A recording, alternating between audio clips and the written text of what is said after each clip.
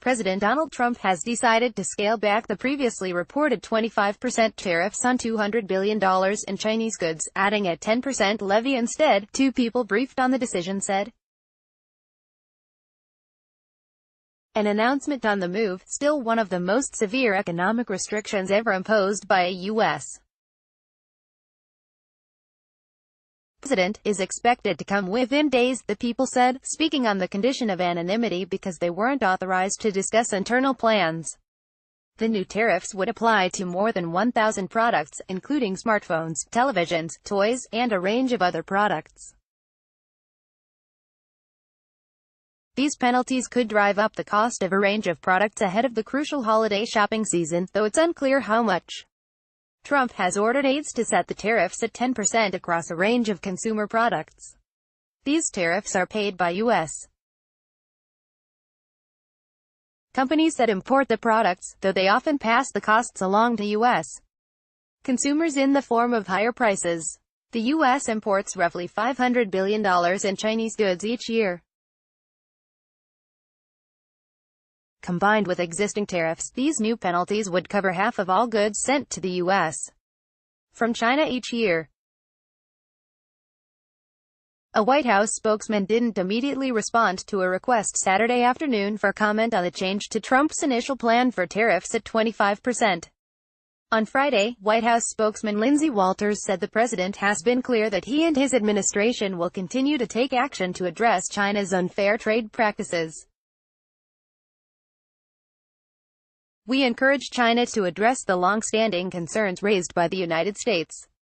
Trump has signaled that he believes only the threat of real economic pain will coerce Beijing into major changes. He has recently said that he believes China's economy is suffering because of his approach.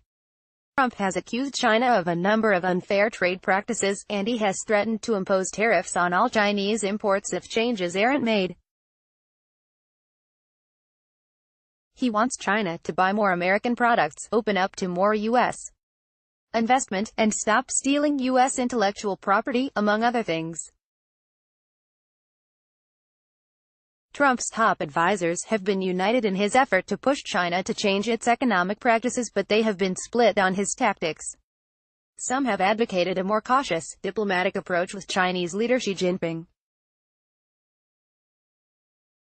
Treasury Secretary Steven Mnuchin was planning to restart talks with Chinese leaders soon, but China has vowed to retaliate against any escalation of the trade battle between the two countries. The decision on the tariffs was first reported Saturday by The Wall Street Journal. Trump has tried to use tariffs as a way to penalize a number of countries this year, including Mexico, Japan, Canada, and members of the European Union, hoping that the threat of driving up costs on their products will make them more open to his demands. This tactic has had mixed success. Trump first imposed tariffs on roughly $50 billion in Chinese products, and the list of products mostly included industrial equipment so as not to directly affect consumers. China responded by imposing tariffs on U.S. products like beef and soybeans, a response that scared the U.S. agriculture industry and angered Trump and other White House officials.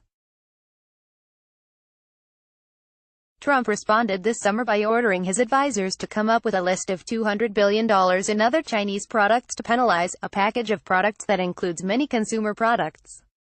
And 2 weeks ago he said he is preparing a third package of penalties on what he said would be $267 billion in additional items, a list that likely encompasses all remaining goods produced in China. For the near term, this combination of tactics seems to signal that unless and until China comes to the table with significant actions on the issues, the U.S. hammering, the U.S. will keep tariff pressure going, said Claire Reid, a former U.S. trade negotiator. Talks without action won't do the trick. The open question, of course, is how much action is enough, and can China find a way to move that will be seen as being in its own interest, not kowtowing to the U.S. The U.S. ran a $233.5 billion deficit in goods trade with China during the first 7 months of the year, an 8% increase compared with the same period in 2017. Corporate executives increasingly believe the trade dispute can only be resolved by direct talks between Trump and Xi. The two leaders may see each other at the United Nations General Assembly in New York later this month and are scheduled to meet on the sidelines of the G20 summit in Buenos Aires in November. A section on September 16, 2018.